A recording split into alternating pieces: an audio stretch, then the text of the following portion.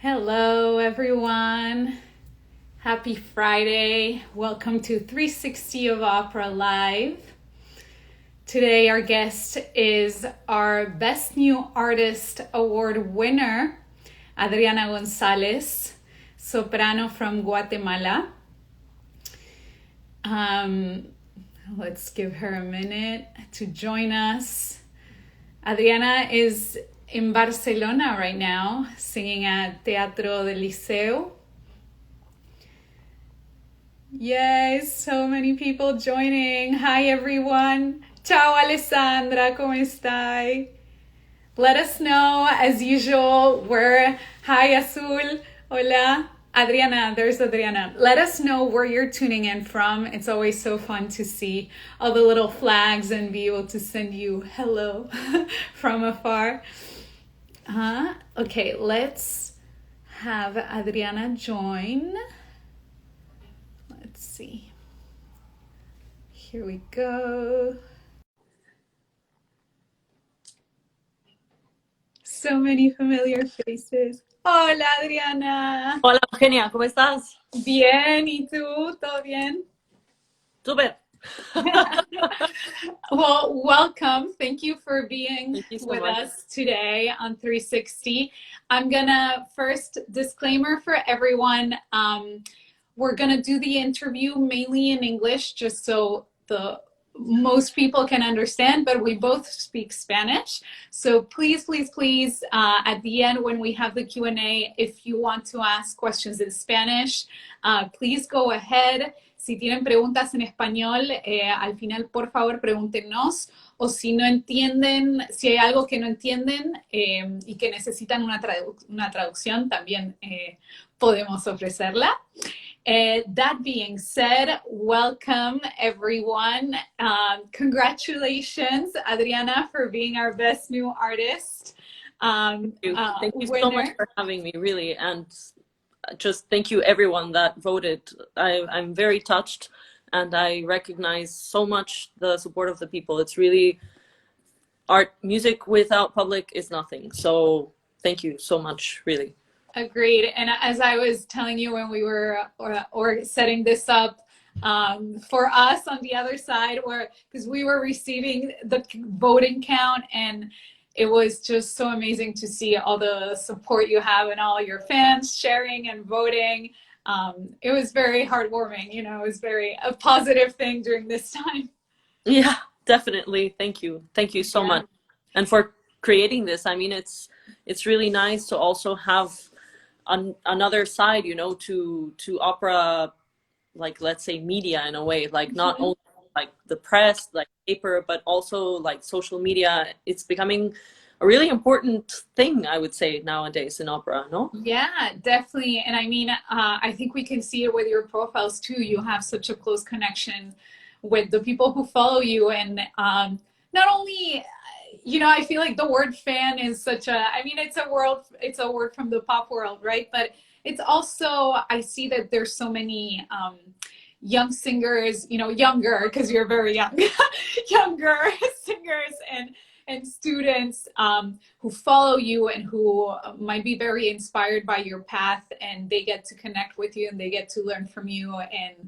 And coming as a fellow Latin American, I feel like that's such a, you know, that's such a new development that for singers like us who might come from places that are far from the center of the action, sometimes, you know, it really opens a whole new world of inspiration and education. And I think that's a very important side of this, and a great thing that you're doing for the industry as well, and for the future.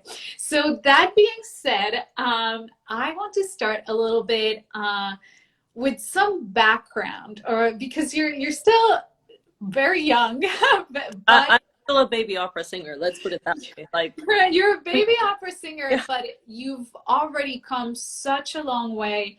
And I'm interested, you know, as we were talking, there's so many young students that might be looking up to you and maybe wanting to follow your path or see what are the possibilities out there. So I'm interested in you sharing with us a little bit about your background in Guatemala and your studies, and what were some turning points in your education and early career that really, you know, took you to the next level.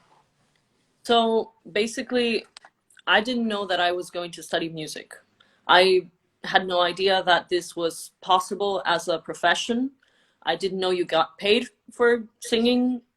I was not raised in a context where this was openly said. Not that it was a social taboo or anything, but you know, you grow up. My parents, independently, they are like coffee people. Coffee is a business in Guatemala. So wow, I didn't know that. I'm a huge coffee person. well, That's very cool. It's really one of the best coffees in the world, along with Ethiopia. Costa Rica is doing a great job, and Colombia.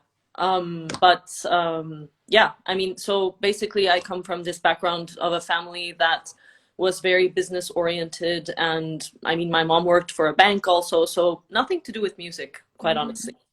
But an aunt of mine had a piano at her place, and that was the first sort of interaction that I had with music, where I said, well, everyone's asleep having a nap, you know, everyone was older than me, and I'm sort of still the younger person in the family, sort of to say. And when I was growing up, so I would go play the piano, and that was the best time that I would have in life. And time would go so fast. I would even not notice that time would be running so fast. And my mom was like, we have to go now. Okay. Are you done? Yeah. I was like, okay, bye. So then I went to a very good school in Guatemala, where we had a great musical program, and they had just changed the curriculum of the school, where you could also choose your high school courses according to what you would study at the university. And of course I chose everything music, because I was so drawn by that. I could just sit all day and listen to songs, you know, like pop songs. I wasn't into opera by then. So it was very much Beatles and jazz and Ella Fitzgerald and this type of music, that I would just sit and try to, you know, get the chords on the piano, try to mimic the music, the melody. And that's how it started, quite honestly. Very simply, with no education, no musical ear. I didn't know how to sight read music. You would put a sheet of music score on front of me, and I would be like, yeah. so Yeah. basically that. Then I graduated from school and went to the university, and the head of department recommended me to my first singing teacher, Barbara Bickford, rest in peace. She was the first person that told me, doesn't matter what you want to sing in life, because I wanted to sing rock. I had a rock band in school, so I was like, yeah, rock and roll, you know. Great. Yeah. But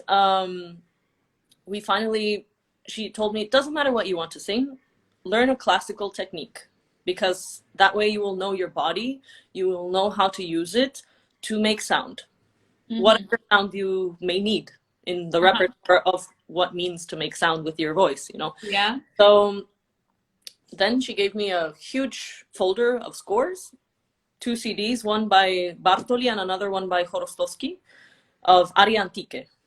And home to listen to this. And by my next class, I was like, okay, I learned all the scores, teach me. I fell in love with this. It was such a unique expression and such a unique form of bending the voice to create such intimate sounds. And I've never been really very good with words, so this was a perfect outlet for me. Yeah. And like, okay, if I'm angry, I can also put it into a color, into music.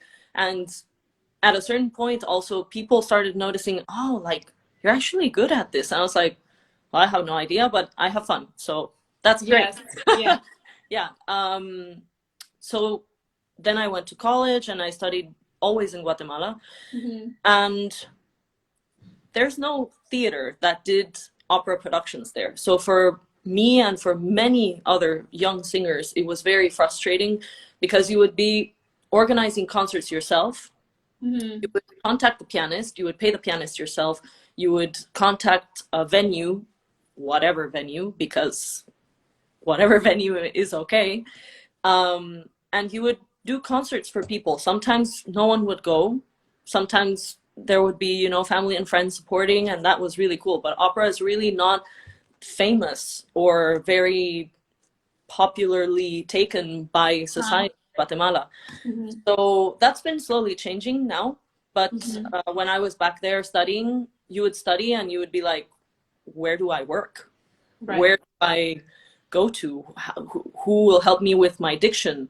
And so there was really very few options. And so you would constantly look for options to go out of the country and study, be it in the US or in Mexico. Like, it's right next door for us, but it's really different in the musical panorama. So in any case, we definitely searched with my mom. She's a huge opera fan. So in the end, we didn't really find a big solution because, I mean, going to study in the US, you know how it is. It's really expensive. And coming from a third world country, we cannot pay that. So then I started looking at, you know, tours, just concerts and stuff. And I found the World Youth Choir. And I auditioned, got accepted into it. Which, by the way, I was on the waiting list. I wasn't even like accepted immediately. I was on the waiting list. Like, just details. So you know that nothing's easy in this life. Yeah. Very important. So, oh, there's a lot of Latinos also saying. Yay, hola todos. So I went to this World Youth Choir, and then I met Iñaki Encina. And this man changed my life because, so he was there as a section leader for the bass section of the choir and also assistant conductor to prepare the choir to do Beethoven, ninth. And I did an audition for the solos, and he was like, girl, you really have a great voice. What do you sing in Guatemala? Do you have a plan, or what do you do in Guatemala? Because no one really knows what happens in Guatemala. So I was like, okay, great, you're there. And he had gone to the Paris Opera Studio years before, and he was like, you know, there's this thing called an opera studio, and I knew from the Lindemann program in net and whatever, but I didn't know that existed. You know, Europe for us in America, it's like really far away. So then he told me all about this, and I got really excited and was like, okay, cool, I'll investigate it. I went back to Guatemala, and 6 months later, I get an email from him saying, you want to come participate in Paris? I'm conducting an opera, and I would love you to take part. Yes, doesn't matter what the conditions were. Yes, great. So I'm there. And he was kind enough to get us on audition for the director of the opera studio in that time. And I got in. Like, first they offered a production, like Zerlina and Don Giovanni. And I did this production with the opera studio people before going into the studio formally, after having done an audition and getting formally invited into the studio. So that's basically how I got from Guatemala to Paris. And of course, that part was, it seems very dreamlike, but then you have to pay yourself the ticket. You have to, you know, figure out how you're going to pay for your small, very small studio, because in Paris, the studio is very small. So, you know, in Guatemala, everything is big. Like in the US, you have a big house that has 3 bedrooms or whatever. Great. We have space, not in France. So basically, I was like living in a small little studio. It was really the bohemian life, you know? So I was like, okay. Character study for La Boheme. Indeed. And to top it all off, the first month I was there, I got really sick. Like huge fever, cough, everything. Very Parisian, yeah. Very Parisian. And I was like, Iñaki, I'm gonna die. My dream came true. I came here and it's like I'm incarnating Mimi. So great. But I'm still alive. I'm having a great time. So that happened. And well, so forth. I was in the Paris studio for 3 years, 3 seasons. And then I went to Zurich for 1 year in that opera studio. And since 2018, I've been a freelancer. So yeah, that's sort of the beginning, to say. Amazing, amazing. I love because everyone has such a different path, and especially us Latin Americans, you know, it's it's a puzzle until we get to where we're supposed to be. Absolutely. So amazing. I love that. So I want to know about this album that you recently recorded, your first album, right? Yeah. And especially for someone who had such an interest in other styles of music, it is a big deal, right? It is part of the dream to record an album. So, of course. Yeah. How was that experience for you? How was that collaboration? And are you a part? Are you planning more projects with this label, or? Well, Audax Records, which is the label that is in charge of me now, let's say, they took me on to do the melodies of Robert Dussault and Hélène Covatti, and 3 other projects. So we have already several CDs that we're planning to do. One of which I could, sorry. One of which I can tell you are the complete selection of melodies of Isaac Albeniz. So they're quite interesting, and you would say, okay, this is really cool. So this we're going to record now in February. So when I'm finished in Barcelona, I jump back to Italy, hopefully, and we start recording our second album, also with Iñaki at the piano. The first CD came out of inspiration actually from Iñaki, because the 2 composers, Robert Dussault and Hélène Covatti, are the parents of his piano teacher. Oh, wow. So I mean, if anything, CDs, no one buys CDs anymore because we all have Spotify and iTunes and all of these things. But if you get to buy the CD, there's this really amazing little booklet that explains all of these things, and how Iñaki's piano teacher, her name is Thérèse Dussault. And she's quite aged now, and she told Iñaki, look, I don't really have anyone that's going to take care of my parents' music. Her father wrote also 2 operas, if I'm not mistaken. One which was premiered in Bordeaux, and these 32 melodies that we did also. And she was like, look, I don't know any singers. I don't know anyone that can make this possible. So you always work with singers. So there you go. I give you this course. And as we started sight reading the music with Iñaki, it became more and more evident. The project was born like 3 years ago already. Started doing recitals here and there, and it became more evident that it was really beautiful music. Like if you compare it to Duparc or to Fauré, I wouldn't say so much Debussy, but definitely like Ravel, Duparc, Fauré. It's in this style. So if you're into that, go and have a listen to it.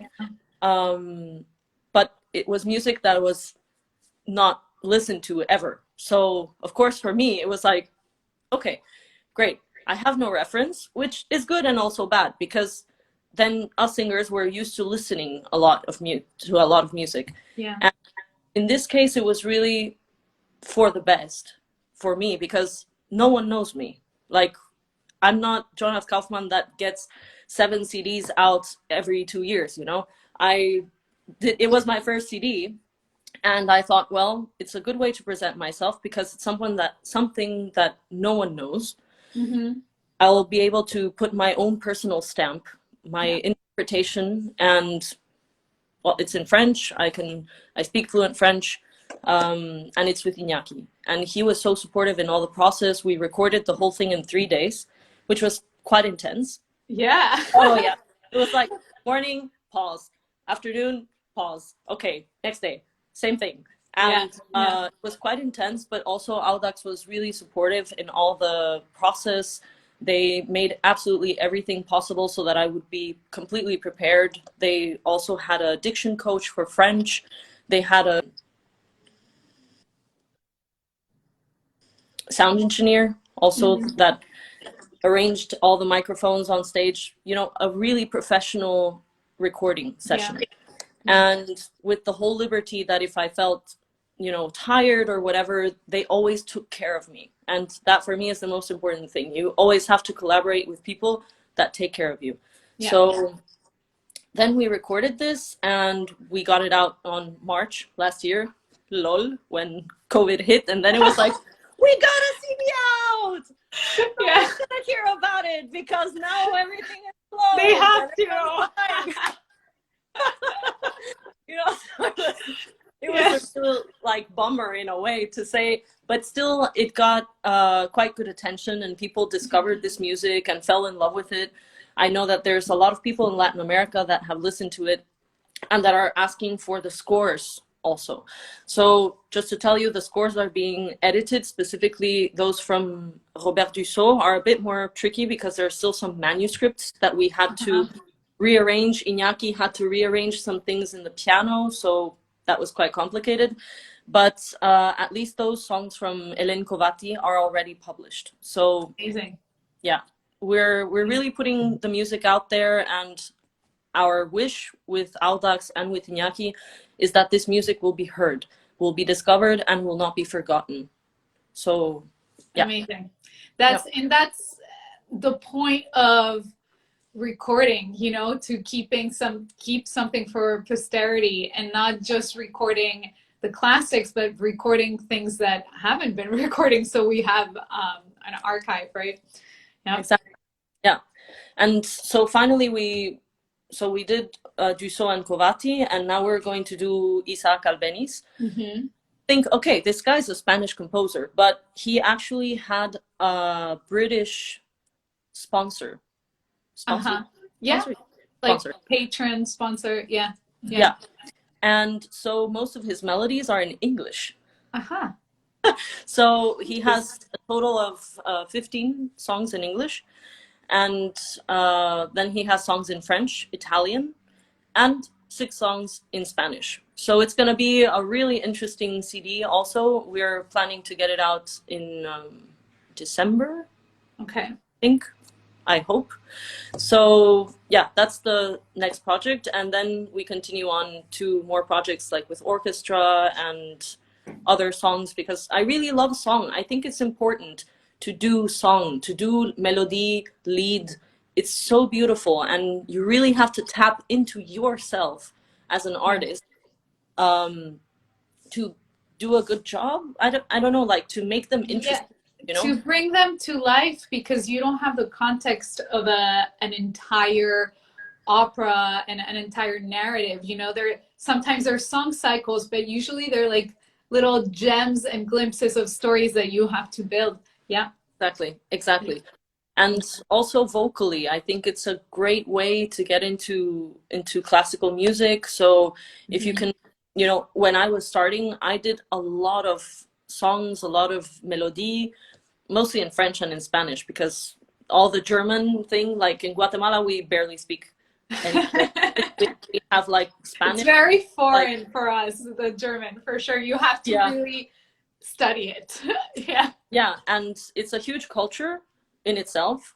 So I never really dug too much into German song, but the others, I was like, oh, this is really cool and interesting. So it also helps your voice mature, because not every song is like right. No, it's really like you have to go for it and sing it. Or at least that's my approach. You really have to so it's a good educational thing also. Yeah, absolutely. I think it really helps develop your artistry. Yes. Quite a lot. Amazing. Well, that's all very exciting. Another thing that is exciting is that you're in Barcelona right now, preparing for Les Contes of Man at Liceu, one of the most beautiful theaters in the world. I love it. So can you tell us a little bit about what's happening there? How is it to rehearse in these conditions? And how are your colleagues doing? How's the cast? How's the morale? Etc. Well, I'd say that everyone is quite stressed.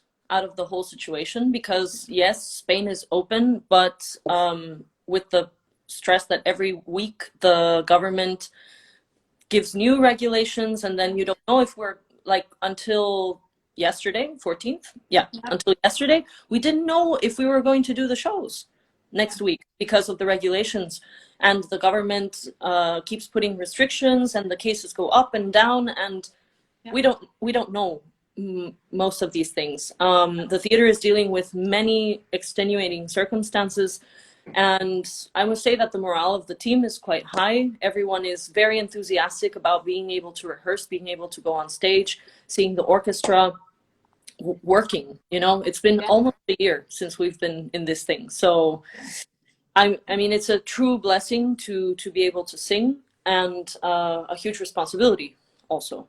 So I must say that I'm really excited that Barcelona is open and that the theater is functioning. Also, like, I have not such an important role in Conto Hoffmann, in Stella, which in general you wouldn't know what Stella is, because it's a mute role in many editions. Like, there's, you know how Carmen, you have 5 editions.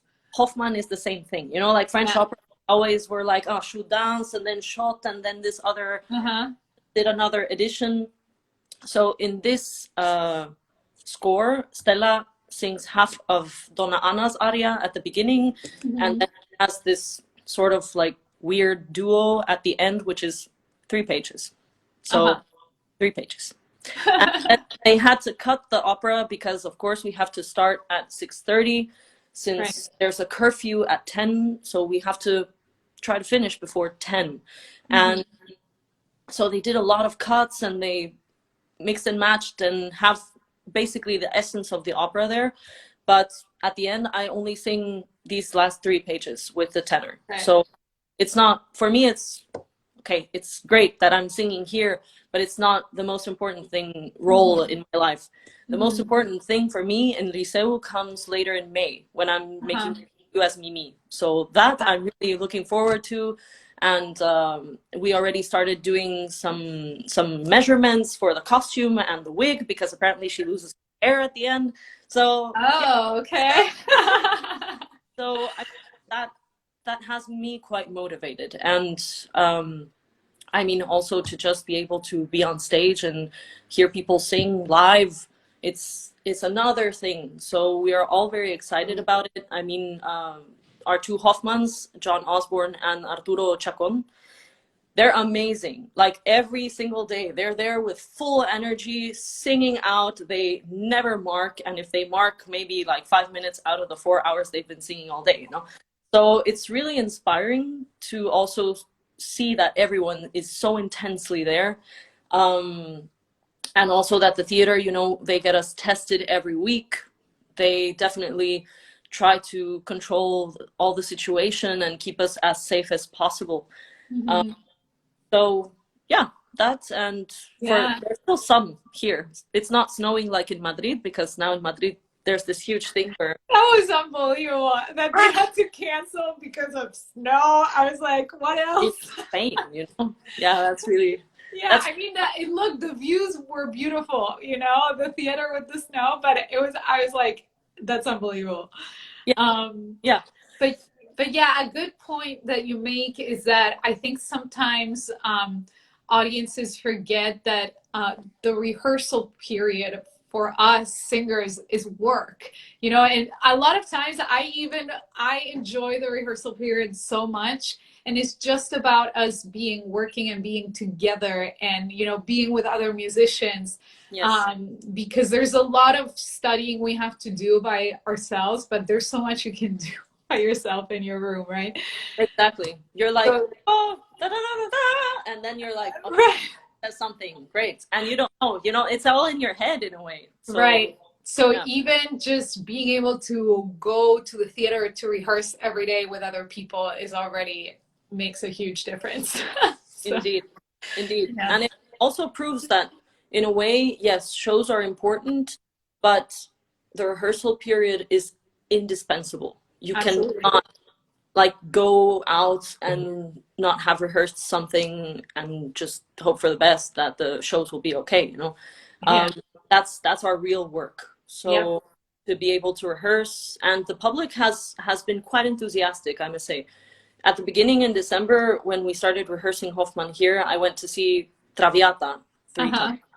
Like, Oh. oh, no, I was like, okay, cool. So there's 3 different Traviatas. There was Lisette, of course, Oropesa, Pretty Yende, and Cristina Mejitarian. And I went to the 3 different shows to see the 3 of them. And I was like, this is really cool. I mean, this is such a privilege, such a luxury in a way, to just sit here in a room with people that was very well ventilated, by the way. They open like every window they have during every pause they make.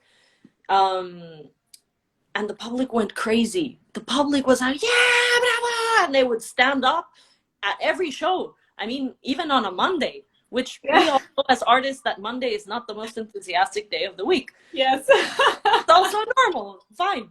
But, you know, to have this type of enthusiasm and to be part of it, that is really cool. That you see that we lack seeing the public and doing music, and they also have this, they miss it. Absolutely. And I applaud Barcelona and Spain in general, that they've been able to, you know, as soon as it was possible, just open and figure out ways to keep going. Because I mean, it's so hit or miss, you know, with different governments with different measures, and but it's been, for us from afar, seeing, you know, we're rooting for Spain. They're doing it. I can imagine.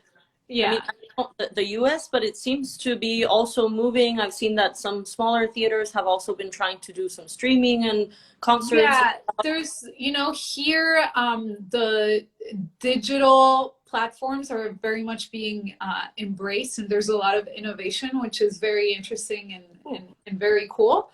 But yeah, the measures, it's like every state has different measures, and some things are happening in theaters in Florida, but here in New York, it's all pretty stuck. They're talking about the fall, hopefully, because of course Broadway also, you know, not just Lincoln Center, but Broadway needs to. Yeah. So we're waiting, we're hoping. But okay, well, that we have the hope from Barcelona. Yeah. Yes. So one thing that I wanted to talk a little bit about is, especially right now, so pre-pandemic, an opera career is already something very particular, very intense, a very particular way of being a musician. And especially right now with the pandemic, with all the unknowns and uncertainties, what are some things that you do as an artist, some habits to keep you centered and focused, balanced? There's no such thing as balance in this job. It's like, oh, you will have to be crazy to do this job, and you really have to love it, because there is so much crap, honestly, that you will come through. Like, you have to figure out how to use your voice, which is the same thing as studying a medical degree. Quite honest, I'm not lying. Like, it takes a good 15 years to start to understand how you work. Yeah. It's just like that. Why? Because especially if you start, like I started singing at 16, classical music. I'm now 29. Yeah. And I still haven't resolved things. And to say that also that the body evolves. So you really have to go with what your body says. And of course you have to maintain it, which is also important. It's a very difficult career in the sense that all the preparation, of course, that you have to do musically. It has to be not only perfect musically, vocally, you also have to be an intelligent person in the sense, a cultivated person to be the best artist you can be, I think. Yeah. Like, if you, let's put Traviata, that's the most standard role that opera that everyone knows. You should read the novel, you know, like look at all the productions that they've done in the past. If you can, you know, visit Paris if you're nearby. it brings something different to the role. It brings something different to your interpretation. And it's really, you know, like becoming another human being. And for this, you need to study a lot. Also vocally, I mean, I know that you've been doing this, you've been working with this guy that's the musical athlete. I forgot his name. Yes, Chris. Yes, he's great. I He's mean, amazing. working exercises, you know, for the singers, how it's different to just exercising normally, and things for the voice, for the breathing, for the body alignment. Just with that, we can spend 10 years and not understand how the thing works for singing. Yeah. It's really complicated. So that is important. So that is a cornerstone, right? You as a singer and as a musician and as like a cultural person that is curious about learning and about going further with the music, not being like, okay, these are the notes, I sing, good, it's done. Yes, no, right, absolutely. It's more than that. So definitely investigating. Then you have the other side, you know, like, do I do an opera studio? Do I go to college? Then I do my bachelor, then I do my master, then I do my PhD, then I do my opera studio, then I do maybe another opera studio, then I go into an ensemble or a thing in Germany, and then I go freelance. I mean, I didn't do many of those things. I barely got my bachelor in Guatemala. Then I don't have a master, I don't have a PhD. It's still in my mind to get them, you know, but that's also not, it's been my way. It's different for every person. So there's no one direction that you can follow, and you must follow your own way and create your own way. Especially like from Guatemala, I didn't even know that there were ensembles, quite honestly. I was like, cool, that you can be in a theater all day and all month and stay in one place.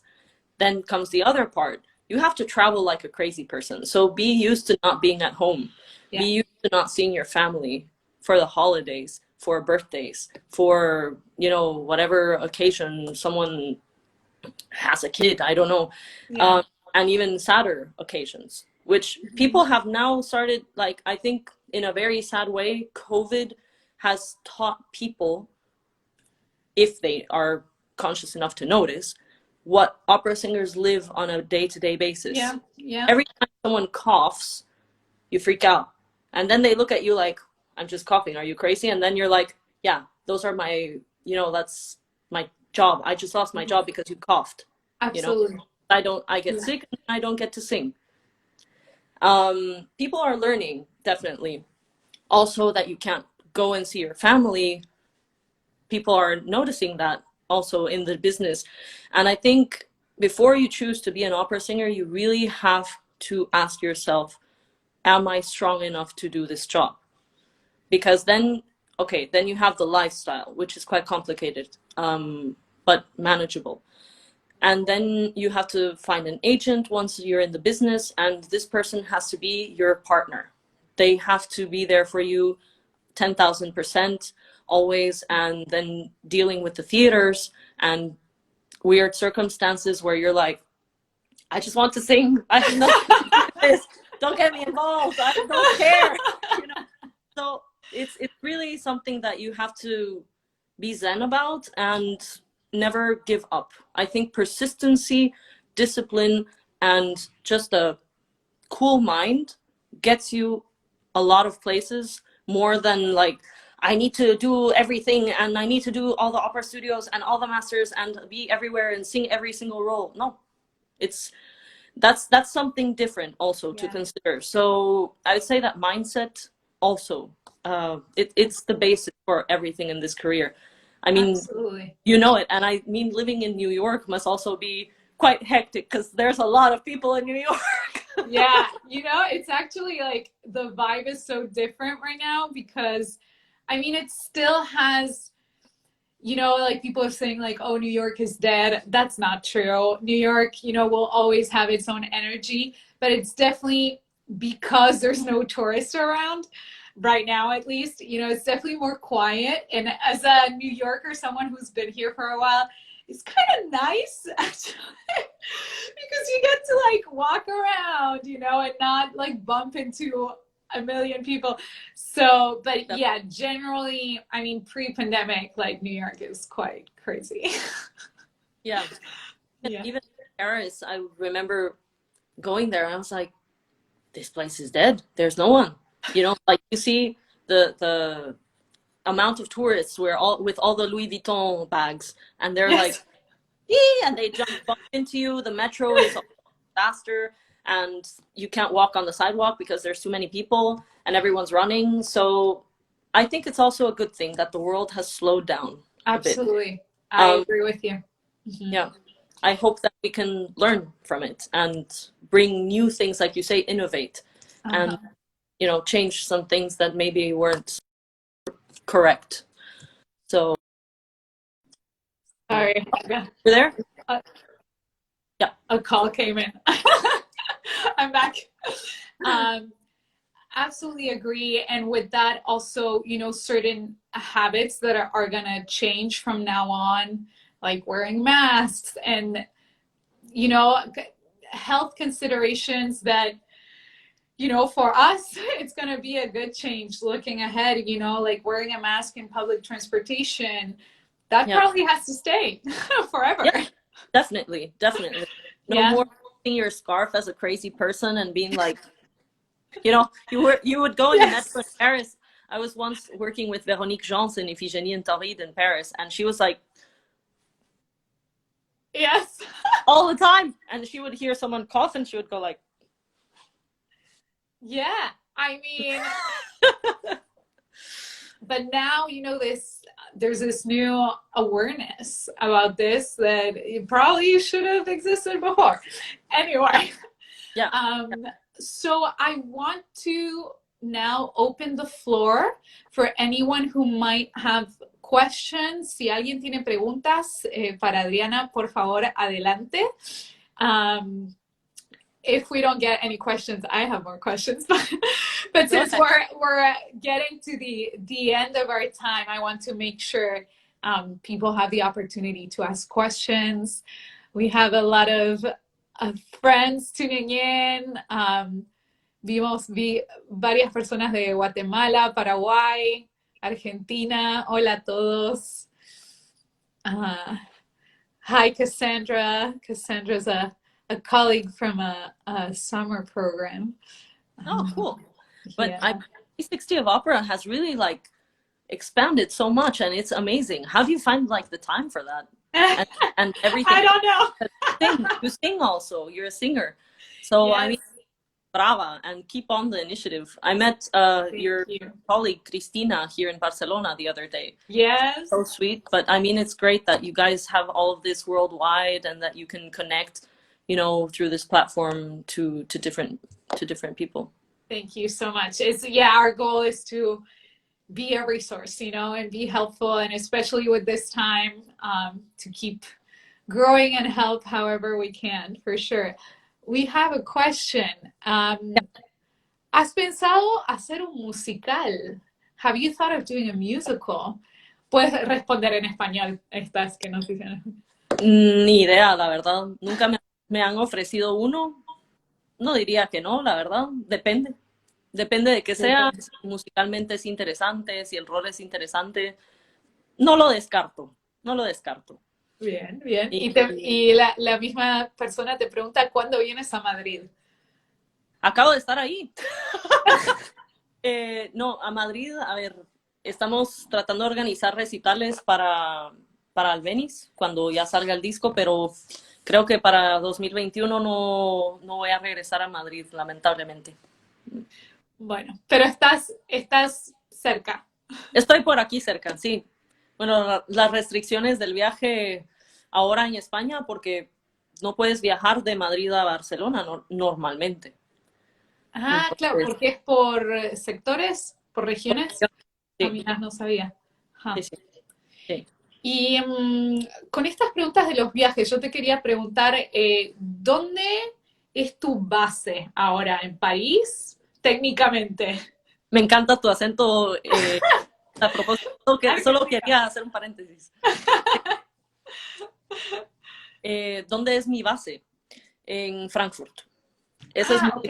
mi base oficial, porque mi novio está ahí, vive ahí, está trabajando en el ensamble en la Ópera de Frankfurt. Ajá.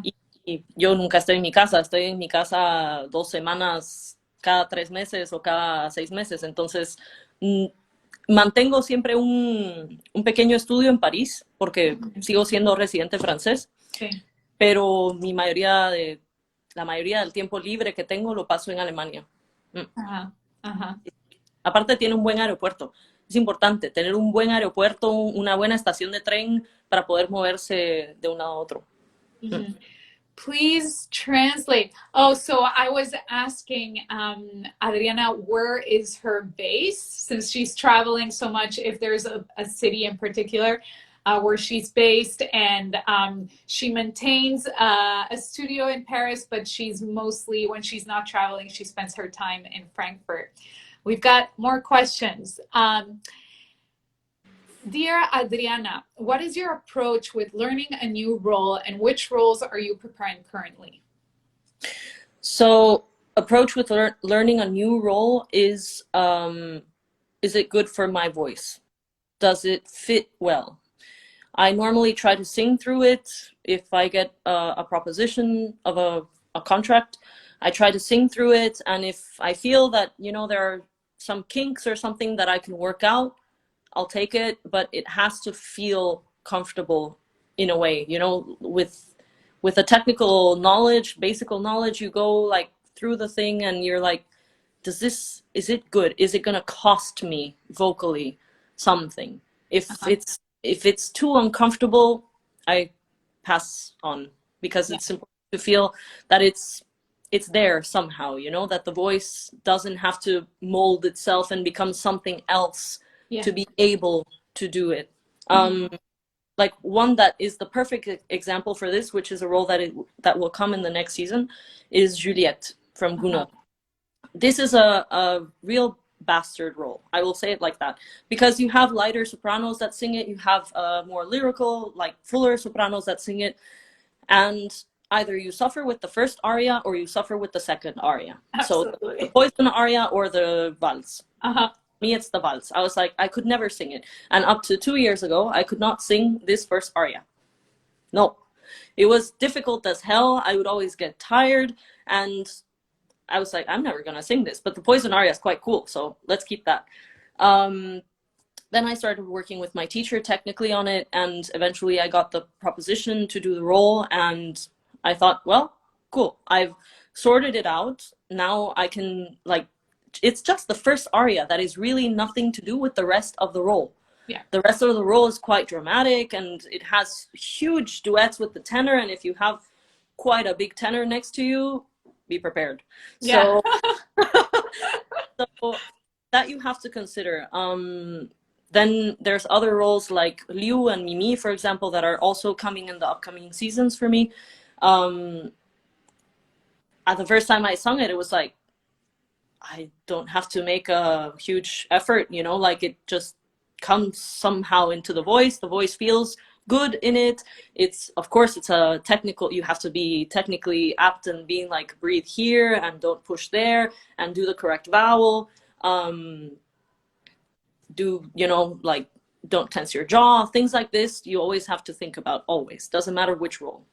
But those are roles that came easier for me.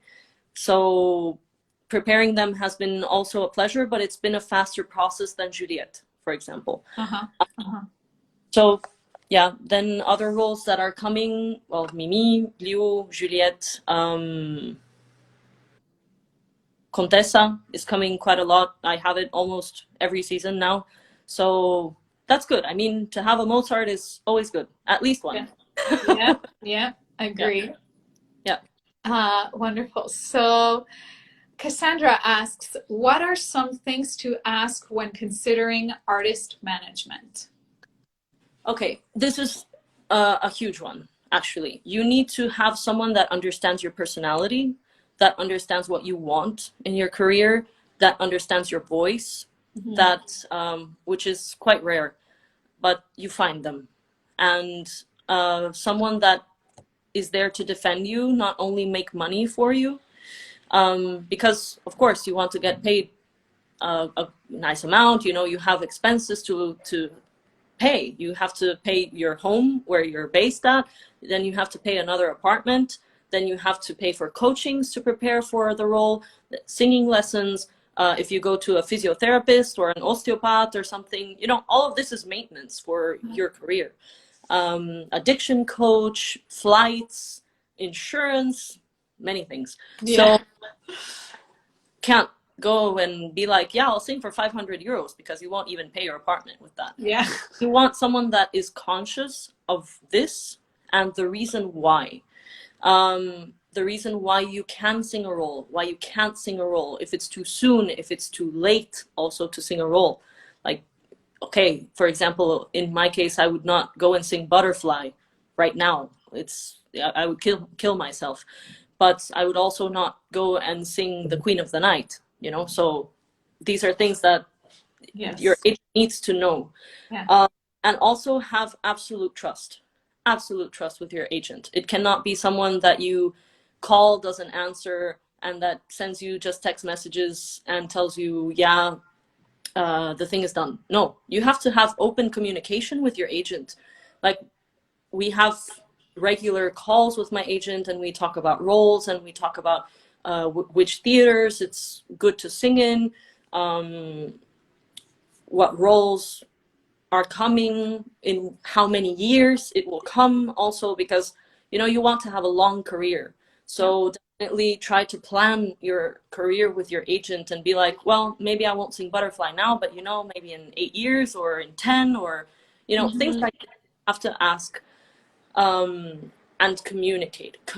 Oh, I mean, yes, an agent is there to get you a job, basically, but they're your business partner.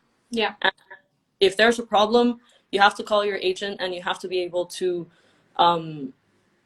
that they have your back. Yeah. You have to be able to rely on them. And I'm very lucky with my general manager. We have this. He used to be a singer. He used to be an opera director also. And now he has an agency. So like that is in a way the dream for me, because there's also people like huge agencies. But I prefer, I go on a personal basis. If I feel that it clicks, great.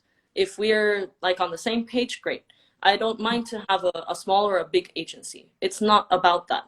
At the end of the day, it's how good you sing and how interesting you are as an artist. That's what people are interested in, not which agency you're in. Then that's not your problem to worry about what your agency is planning with the theater. That's not your job. Your job is to sing. So that is important to talk with your agent. Yeah, absolutely. Great advice. We have a question here. ¿Cuándo retomarás Cosas de Cantantes? Ajá, venga. Empezamos ya, creo el otro domingo. Okay. No sé ni qué otro Sí, domingo. yo nunca sé qué día es con esta cuarentena. El día de hoy es viernes 15. Empezamos el domingo 24 de enero con una sesión con Carlos Aranzay. Solo para retomar técnicamente y qué hacemos. Sí. Genial, buenísimo, buenísimo. Así que ahí tenemos las novedades. María Victoria pregunta en English, do you have some Micaela for the next season? Yes, I do. And actually at one of my most absolute favorite opera theaters in life. So I can't tell you right now. I was part of that job is like, with participation, but you can't really say much about it. But I can say that yes, there is one, and a very special coming. So great. Yeah. So we'll stay tuned for those news. Cassandra says, such incredible advice. Thank you so much for sharing your knowledge. Great advice. Excelente pregunta, Cosas de Cantantes. Bueno, nos quedan unos minutitos, entonces, para los que no saben qué es Cosas de Cantantes, ¿nos podés resumir qué es esta serie que estuviste haciendo en tu página? Claro, Cosas de Cantantes es una iniciativa de entrevistas que surgió durante la pandemia, durante el confinamiento en marzo el año pasado. Y lo que hacemos es hablar con diferentes artistas, hablar con directores de orquesta, con directores de disqueras, y tenemos a nuestro maestro preferido, Carlos Aranzay, que habla de técnica, porque mucha gente me preguntaba cosas técnicas y mientras que yo conozco muy bien cómo manejar mi instrumento, yo no sé cómo explicarlo porque no soy profesora de canto. Uno tiene mucho conocimiento anatómico, o sea, de anatomía vocal para explicar las cosas y tener un método. Entonces, a raíz de eso, trajimos a Carlos Aranzay para que nos ayudara en ese aspecto y mucha gente ha estado súper inspirada, también motivada de eso. Han descubierto muchos ejercicios vocales para mantenerse en ese tiempo donde todos estábamos en nuestras casas sin ganas de cantar. Eh, entonces surgió así para motivarnos mutuamente de encontrar un ejercicio vocal que tal vez me sirve, conocer diferentes cantantes que hispanoparlantes que están haciendo una carrera, cómo han hecho su carrera, para que vean diferentes historias y que sepan que no todo es un camino recto, sino que, y no es un camino igual para todos.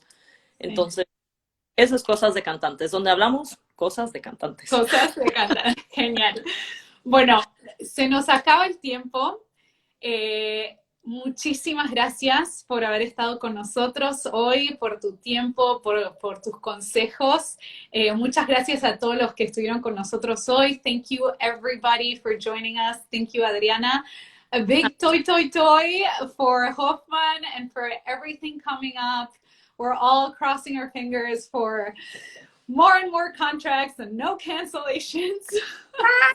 No cancellations.